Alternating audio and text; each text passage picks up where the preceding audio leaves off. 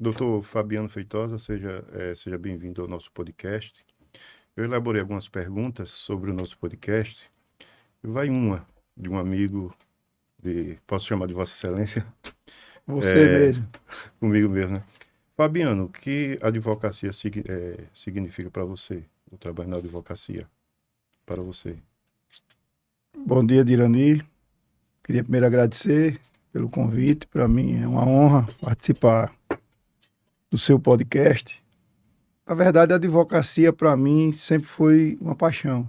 Desde a faculdade eu descobri a advocacia, o direito, e desde a da faculdade eu sabia que ia ser advogado. Eu nunca Sim, tive intenção de fazer concurso público, apesar de ter feito alguns, ter sido aprovado em alguns, mas não assumi. A advoca- a advocacia, na verdade, é uma forma de transformação social. É um meio de você melhorar a vida das pessoas, de certa forma. As pessoas lhe procuram, geralmente, quando estão com algum problema, estão angustiadas, e você tem a oportunidade. Claro que, como toda profissão, a gente almeja também a sobrevivência, sim, mas por isso que a advocacia é tão apaixonante. E eu não canso de exercer a advocacia. Eu, minha esposa diz sempre que eu nunca reclamo, que acha interessante que nunca me viu reclamar de trabalho. Eu trabalho muito. É porque eu, sim. eu amo o que eu faço. Você ama o que faz, né? Doutor Fabiano, como é para o senhor? Como você se sente recebendo o apoio? Todos os apoios da advocacia é importante, mas uma me chamou a atenção, em você receber o apoio do decano no direito, doutor Evaldo Campos. Como você se sente recebendo o apoio dele?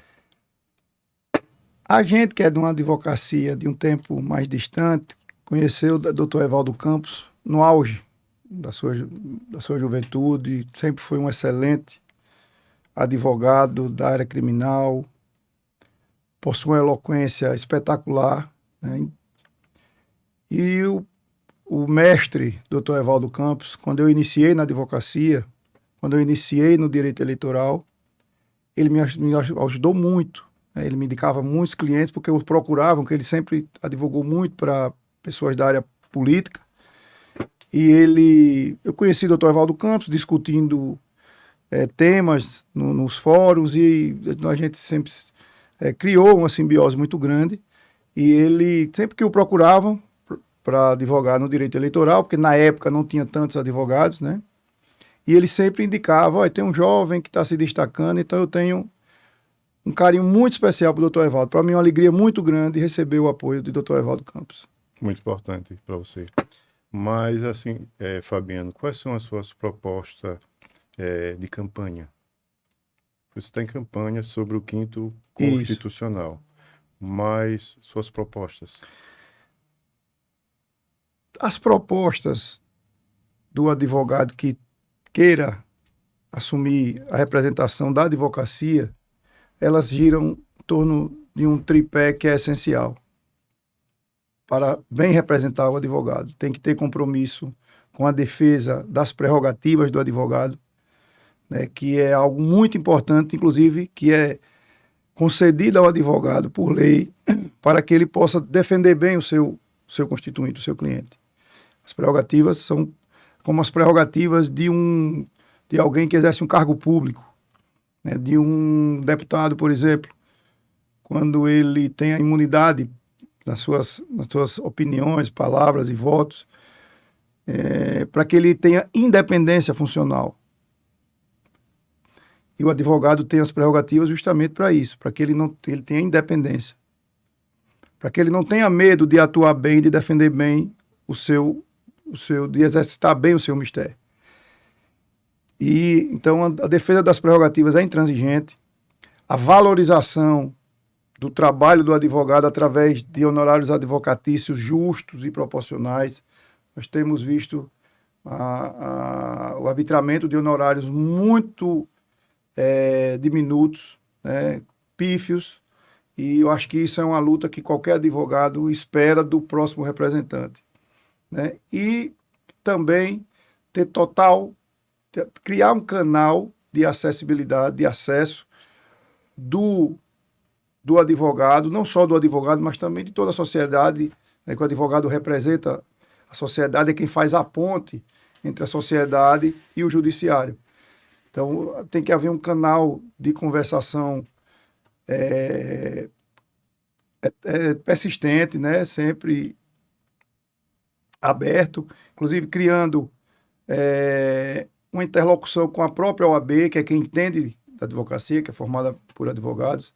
Essa eleição do quinto é justamente para democratizar a escolha de um representante, por isso que tem que ser direta mesmo, como é hoje, a eleição é bom que se diga, que a eleição hoje é totalmente direta, não haverá mais aquele filtro que havia pela escolha do conselho, e a democratização da escolha do advogado é muito importante, porque todos os advogados do Estado que estejam aptos, né, que estejam adimplentes, poderão escolher o advogado de sua preferência.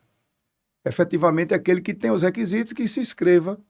Então, pode ser, o advogado pode escolher. E é bom que deixe claro que o advogado, nessa escolha, ele pode colocar na sua lista 6 nomes. Ele pode votar em 6 nomes.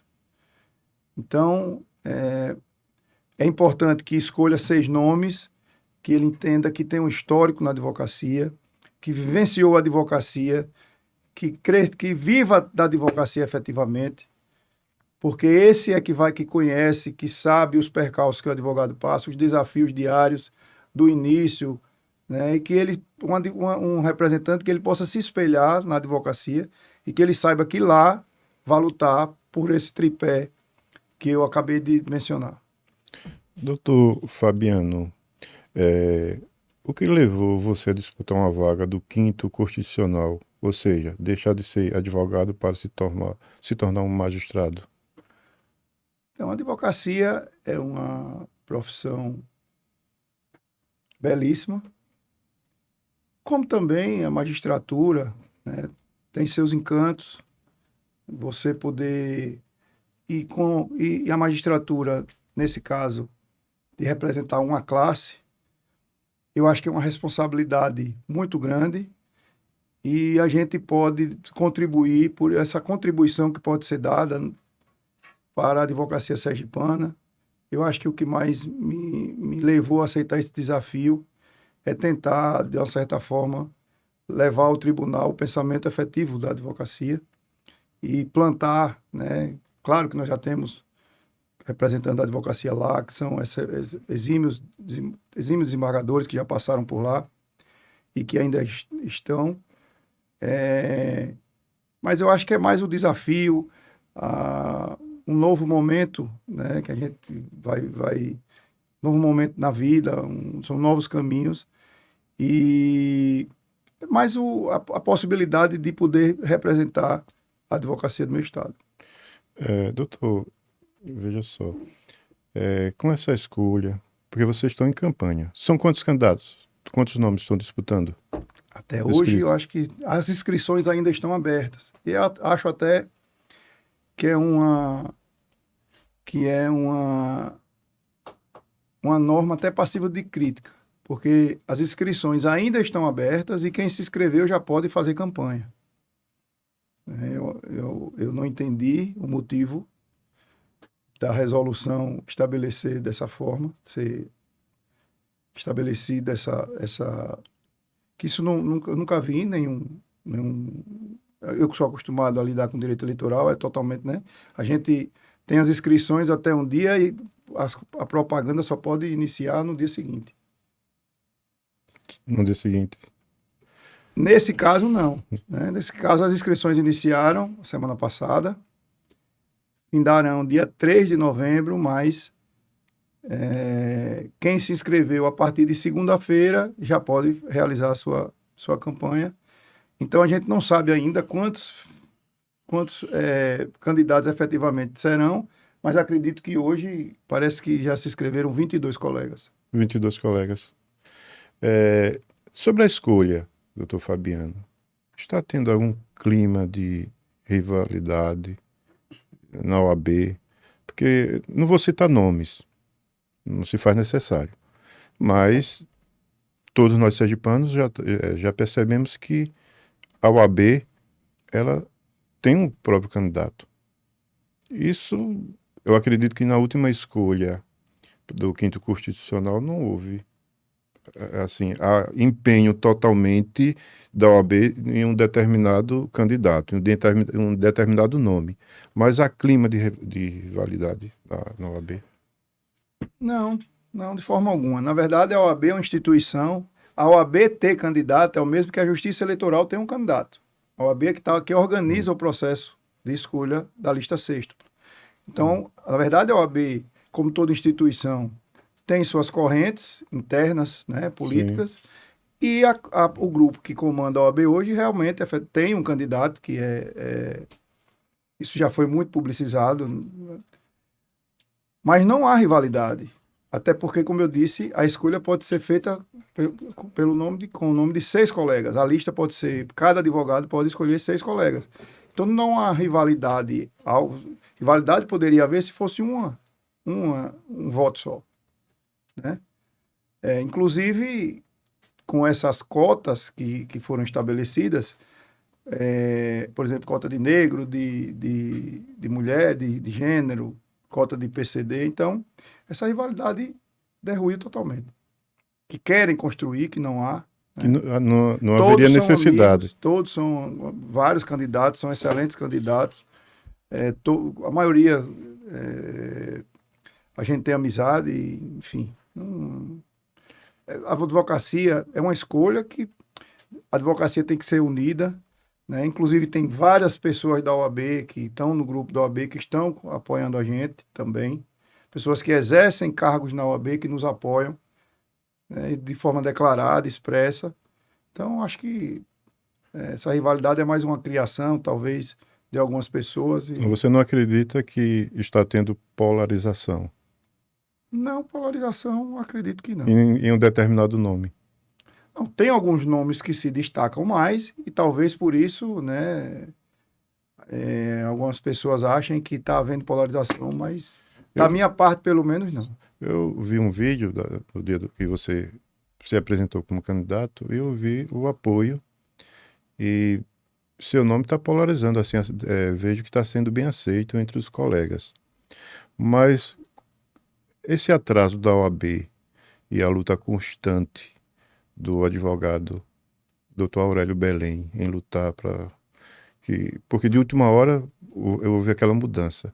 Como você vê acompanhar essa batalha do Dr. Aurélio Belém? Veja, Aurélio, primeiro, ele é um advogado, além de muito preparado, ele sempre esteve na trincheira, na OAB, né? Sempre participou muito da política institucional, exerceu vários cargos importantes e discordando da forma como foi feita, e a maioria, tenho certeza que, pelo que eu tenho conversado, a grande massa da advocacia sergipana também discordou, não aceitou aquela mudança repentina. Ninguém sabe o motivo, mas há várias especulações. Mas, assim, aquela transformação da eleição totalmente direta em uma eleição mista gerou repúdio e Aurélio, como um advogado combativo, que é nosso amigo, interpôs aquela ação, né? A imprensa toda acompanhou. O desembargador, que era inclusive um desembargador sergipano, que se aposentou, o doutor Vladimir, concedeu uma liminar suspendendo o processo. Isso aconteceu em março. O processo iniciou o julgamento, depois com um novo relator, que manteve o entendimento de doutor Vladimir. E aí veio um desembargador, um membro, e pediu vista. E nesse ínterim, a OAB se conscientizou do prejuízo que estava causando para a advocacia, de maneira geral. Claro que o magistrado que está ocupando a vaga temporariamente é um exímio magistrado, muito preparado, um dos melhores processualistas do estado de Sergipe, né? Mas a vaga é destinada à advocacia. Então, eu acho que a advocacia está tendo esse prejuízo há um ano. E muita gente quis colocar o motivo, a culpa, entre aspas, de certa forma, desse atraso no colega que interpôs a ação. Eu não acho dessa forma. Acho que ele lutou pelo direito que ele defende, que ele sempre defendeu, né? Cada um tem as suas convicções e ele, com a convicção dele, interpôs e parabenizo, inclusive, a OAB por esse recuo, para que a gente resolva. Dia 19 será a eleição, e 19 de novembro agora, novembro. e acredito que isso depois tem a escolha no Tribunal de Justiça e depois vai ao governador. Acredito que a advocacia pode saber do seu nome, de quem vai lhe representar ainda esse ano. Doutor, explicando para a sociedade, porque é uma pergunta que só quem entende só a advocacia. São 6 nomes escolhidos. Os 6 mais votados. Não são os 6 mais votados. Sim. Em razão das políticas afirmativas, a OAB estabeleceu algumas cotas nesse processo e a escolha será feita da seguinte forma. Qualquer candidato ele pode votar em 6. Pode ser, por exemplo, 6 mulheres. 6 mulheres brancas, 6 mulheres negras, entendeu?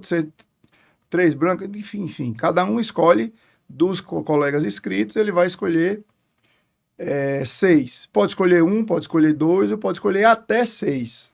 Ou pode não escolher nenhum. Não gostar de nenhum, não simpatizar com as propostas e com a trajetória de nenhum e não escolher. Mas é o seguinte, cada um vota em 6, daquela lista, depois de computados os votos de todos, vai ter uma lista, pela resolução, como foi que a resolução estabeleceu. Primeiro vai procurar o candidato mais votado que se inscreveu declarando ser pessoa com deficiência. E essa pessoa vai ser colocada na lista. E a necessidade da OAB entrar nesse mérito? Na verdade... Editar essa questão, assim, levantar. Eu não sei. Havia também um processo de um colega, de um advogado que tem deficiência, né? E que teve o voto favorável também lá no TRF. E talvez por isso eles tenham incluído, até para sepultar qualquer discussão judicial, né? Porque havia esse processo do Dr. Aurélio Belém, que discutia a transformação da eleição de direta em mista, e havia esse processo de um colega, que é pessoa com deficiência, que pedia justamente isso, a inclusão de pelo menos uma vaga nas cotas dos 6, pelo menos uma vaga a ser preenchida na lista por uma pessoa com deficiência. E eu acredito que a OAB incluiu, inclusive, para sepultar qualquer discussão, para que a advocacia sergipana pudesse voltar logo essa lista de forma mais tranquila. Mais tranquila. Doutor, há quem diga que a direção da OAB queria fabricar uma lista de nomes alinhado com a gestão. O senhor acredita que havia interferência política nesse processo? Não. Não acredito. A classe de advogados é uma classe muito consciente. É um público muito independente. Mesmo sendo todo mundo de um grupo, né? Porque quando você escreve a chapa da OAB, você escreve a chapa completa, com as cotas, que tem os regulamentos do Conselho Federal, provimento, enfim, as resoluções. Então você escreve a chapa completa. E esse talvez fosse o prejuízo. Porque quando você faz uma eleição indireta, por exemplo, no Congresso, o Congresso é formado por várias correntes, vários pensamentos, representação de várias correntes da sociedade, né? Mas, nesse caso, são todos, quando você escreve a chapa, então são todos do mesmo grupo. Inclusive, o relator tirou até uma brincadeira no julgamento falando isso, que seria você escolher quem você escolheu. Você vai escolher uma pessoa que vai lhe escolher posteriormente.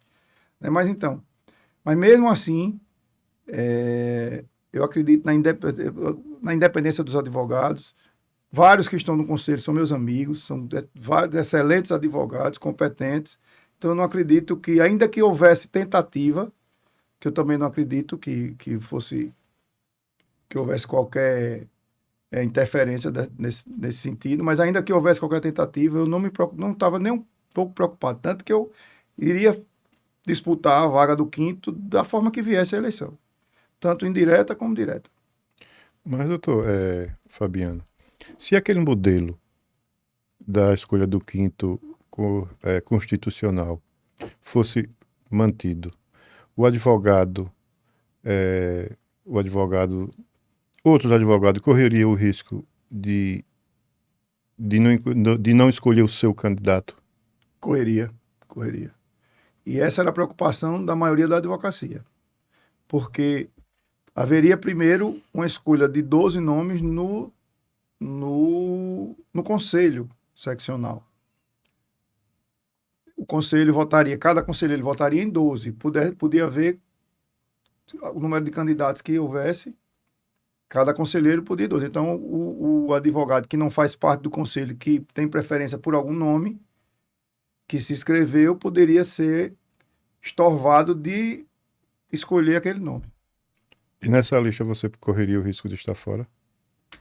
Quando a gente disputa uma eleição, corre o risco de ganhar ou perder, né? É no jogo. Não, mas de correr o risco de não ser inscrito, ser eliminado na primeira fase. Sim, claro, corria. Você correu o risco. Corri o risco, mas eu... Passou por isso. Você acredita que você passou por isso?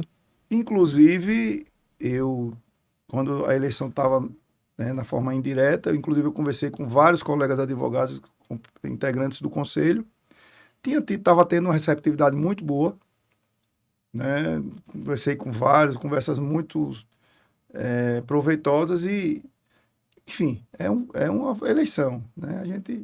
A eleição a gente entra para ganhar ou para perder. Eu não vou arriscar dizer um prognóstico, Sim. Mas, doutor, olha, eu conversando com vários advogados, aquele modelo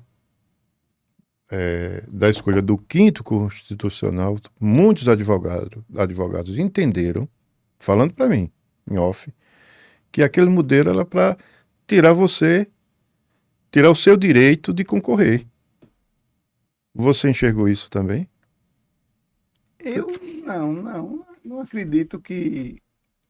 Porque o conselho, quem fez essa mudança, quem votou a resolução que transformou a eleição direta em indireta foi o conselho anterior, que também tinham vários amigos próximos, inclusive. Não acredito que a mudança tenha sido direcionada para a escolha de um ou outro, não sei. É aí a advocacia cada advogado que vai fazer a sua análise e vai tirar a sua conclusão. Você está sendo um pouco modesto, mas... Doutor Fabiano, fale um pouco da sua história de vida e trajetória profissional. Porque eu já vi você falando na sua rede social, você se emociona muito falando das suas origens. Isso é muito importante, porque você é um advogado de sucesso, uma pessoa elegante, mas não esquece as origens, em falar, eu sou buraqueiro de encher, né? Como é que o buraqueiro de encher Buraqueiro de encher e meia. Sim. Eu já ouvi várias vezes. Ontem mesmo eu ouvindo a entrevista, você no colega lá, Carlos Foca, você falando um pouco também da sua trajetória de vida. Eu sou, talvez até em razão da criação que eu tive de meus pais, quem me conhece sabe que eu sou uma pessoa muito simples. Eu não gosto de nada sofisticado, eu gosto das coisas muito simples, né? Gosto de estar com minha família, gosto de estar com meus amigos, gosto de estar na minha terra. Lá, né, eu tenho uma propriedade ali perto de Gra Cardoso, gosto muito de estar lá, de estar, né, cuidando de animais, de bichos. E eu gosto muito de cavalo, de cachorro, crio vários cachorros lá na fazenda. E isso veio tanto da minha criação como das minhas origens do interior, né? Meu pai é de Pôr da Folha. nasceu e se criou em Porto da Folha, depois saiu para estudar. Ele era o mais novo de uma família de 9, e meu avô, naquela época, teve a visão de colocá-lo, mas ele contava muitas histórias de sofrimento, que ele estudou aos 12 anos, tiraram ele ele nasceu e se criou em fazenda. Aos 12 anos ele veio estudar interno, um seminário. E minha mãe também é de Simão Dias, de uma família simples. Meu avô tinha um depósito, vendia farelo de trigo, essa farelo de milho. Então, acho que as minhas origens me moldaram muito, a minha convivência no interior como criança, a gente ia muito. Eu acho que moldaram muito a minha personalidade, a minha convivência com minha família.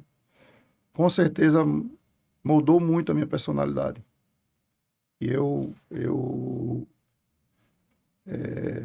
tive uma criação, meus pais venceram, né, pelo estudo, ambos. Minha mãe, naquela época, era um funcionário, né, eles passaram nos concursos, ela no Banco do Nordeste, ele no Banco do Brasil, e a gente morou em vários interiores, até ontem Luiz Carlos Foca disse, essa vida nômade sua, e realmente, minha infância foi uma vida um pouco nômade, sempre no interior de Sergipe. Qual cidade você morou em Sergipe? Eu morei em Dores, Tobias Barreto e Lagarto, e depois voltei para Aracaju. Pela questão do trabalho Do dos... trabalho dos meus pais. E a minha criação também no interior, também, eu acho que contribuiu muito para formar a minha personalidade. Personalidade forte, quando tem que ser. Eu sou muito calmo, muito tranquilo, mas não abro mão das minhas convicções, dos meus princípios. Eu procuro ter uma vida pautada na honestidade, na retidão, né? Não desviar do caráter. Eu procuro fazer isso, transmitir isso, inclusive para meus filhos. 2 passagens que eu vinha me lembrando, inclusive vindo para cá. Eu até me emociono. Pode ficar à vontade.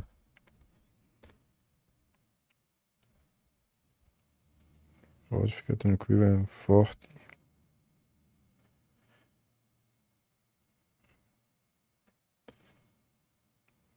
Vou pegar água.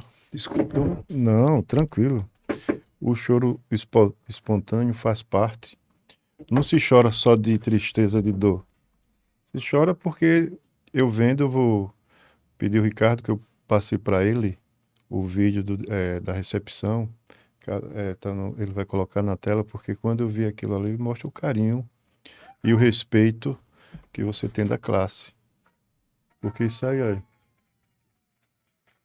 isso é muito forte.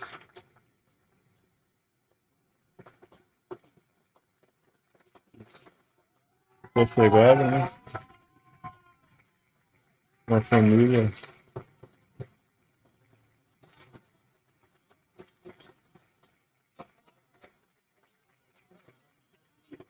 Então isso não tem preço. Sertanejo aí, amigo sertanejo de Monte Alegre. Então, eu ia dizendo que me emocionei, que minha mãe é uma pessoa muito reservada. Sim.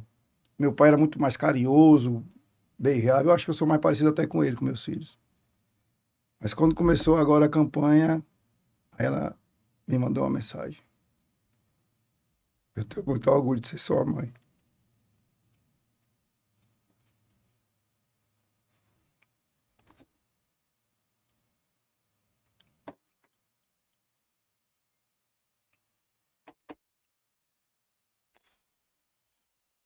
E recentemente, outra passagem que eu me recordei foi quando dia desse eu fico brincando com minha esposa dirigindo, ela é muito nervosa no trânsito. Aí eu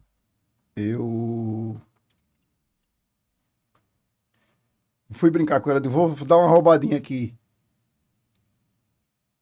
Aí minha esposa disse, olha, não faça isso não, viu? Deixa para fazer isso se você tiver só. Aí meu filho, meu guri, de 10 anos de idade, que eu tenho, tenho uma ligação muito forte com meus filhos.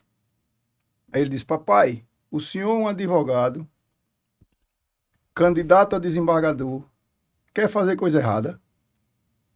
Vão pensar que o senhor vai fazer coisa errada, viu? E eu pensei na hora, eu disse: nunca eu quero perder esse orgulho, meus filhos. Por isso que eu pauto minha carreira sempre na, na ação, no agir o mais honestamente possível. Na fidelidade, não só questão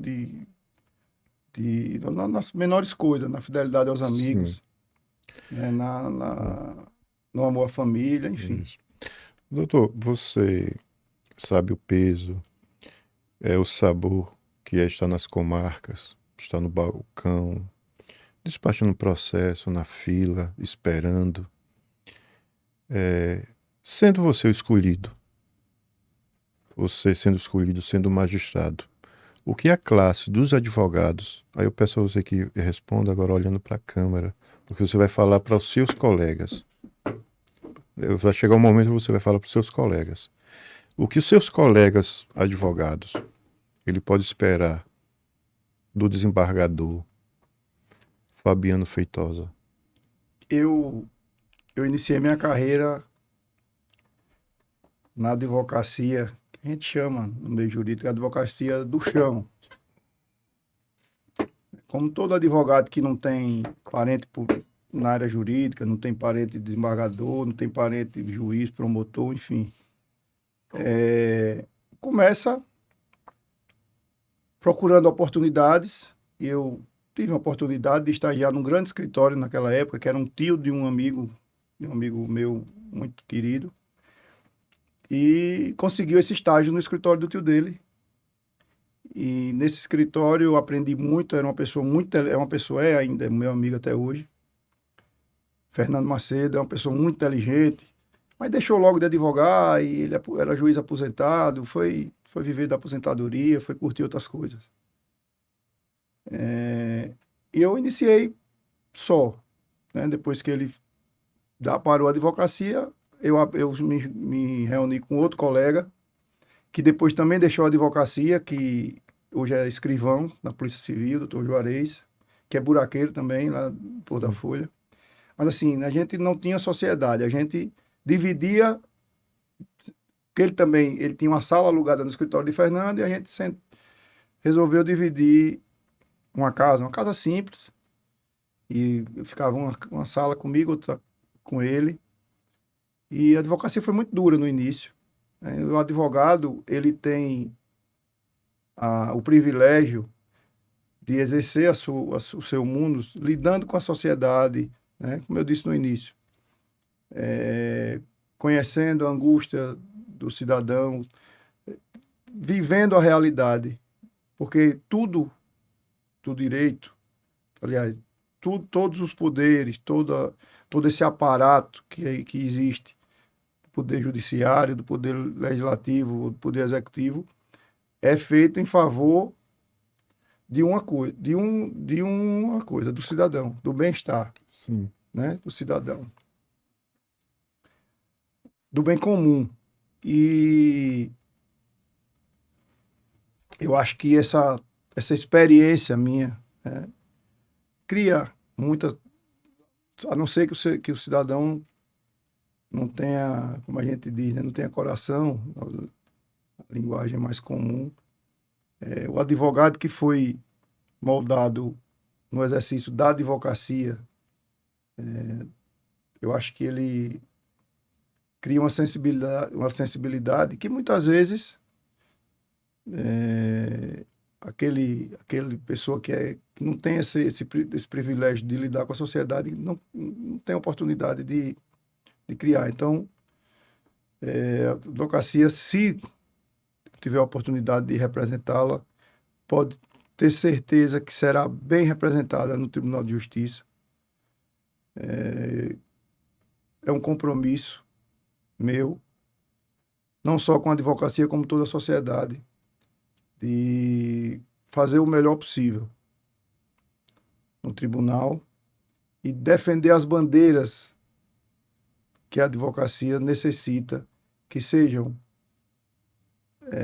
defendidas no Tribunal de Justiça e na Justiça de uma forma geral. De uma forma geral. Doutor Fabiano, nós estamos chegando ao final do nosso podcast.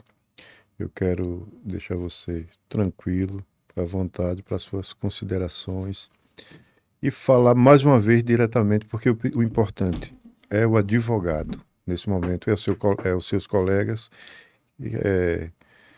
que vão ter a chance, né, a oportunidade de ter você, eu já posso chamar até de Vossa Excelência. Você... Fique à vontade para falar com seus colegas advogados. Eu quero me dirigir ao colega advogado e ressaltar primeiro da importância de ele participar da eleição do 5º Constitucional, que não é obrigatória. Na eleição para a escolha do Conselho Diretivo da Seccional é obrigatória, mas a do 5º não. Mas eu quero que nossos colegas advogados sergipanos se conscientizem e participem da eleição, escolham pessoas da sua preferência, analise a trajetória, tanto pessoal como profissional, de todos os candidatos e vou convocá-los para que nos sigam nas redes sociais, acompanhem durante esse período as nossas redes sociais, para que tenham um conhecimento mais profundo da nossa história e da nossa trajetória como advogado. E, se puder, né, nos ajudar a escolher o 15 no dia 19, para que nós tenhamos uma advocacia valorizada, e com a advocacia valorizada, a justiça com certeza ficará mais fortalecida. E no dia tecla o 15. 15 neles. O amigo.